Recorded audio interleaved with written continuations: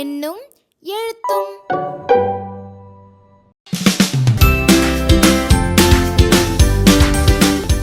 அனைவருக்கும் வணக்கம்.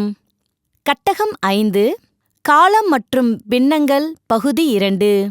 இந்த கட்டகத்தோட கற்றல் விளைவுகளும் பாடநூல் ஒருங்கிணைப்பு பக்க எண்களும் வகுப்பு வாரியாக தனித்தனியே கொடுக்கப்பட்டிருக்கு.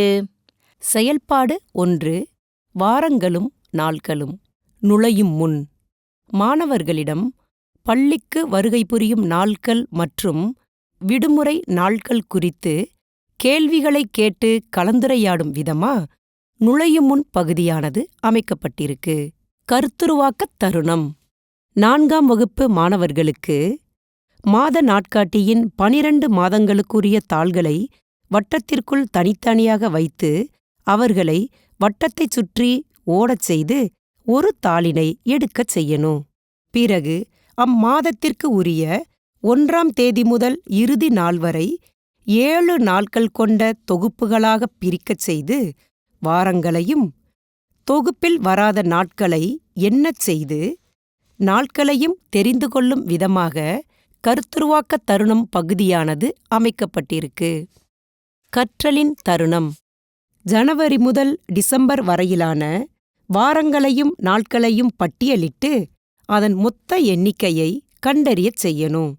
பிறகு மொத்த நாட்களை மட்டும் 7ஆல் வகுத்து கிடைக்கும் வாரங்களை ஏற்கனவே கிடைத்த மொத்த வாரங்களுடன் கூட்டி ஒரு வருடத்தில் 52 வாரங்கள் உள்ளன என்பதை மாணவர்கள் தாங்களாகவே தெரிந்து கொள்ளும் வகையில் கற்றலின் தருணம் பகுதியானது அமைக்கப்பட்டிருக்கு.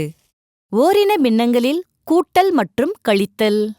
5ஆம் வகுப்பு மாணவர்களை 2 குழுக்களா பிரித்து ஒரு கொய்யாப்பழத்தை 8 சம பாகங்களாக வெட்டி முதல் குழுவுக்கு 3 பாகங்களும் 2ஆம் குழுவுக்கு 4 பாகங்களும் கொடுத்து அதனை பின்ன வடிவமாக கீழ்மட்ட கரும்பலகையில் எழுதச் செய்யணும்.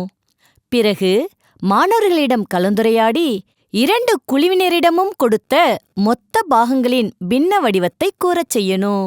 ஆசிரியர் மேலும் சில பின்னங்களின் கூட்டல் கணக்குகளை கரும்பலகையில் எழுதி மாணவர்களை உற்றுநோக்கச் செய்து கலந்துரையாடி ஓரின பின்னங்களை கூட்டும்போது தொகுதிகளை மட்டும் கூட்டினால் போதுமானது, பகுதியை மாற்றத் தேவையில்லை என்ற கருத்தை மாணவர்களையே கூறச் செய்யணும்.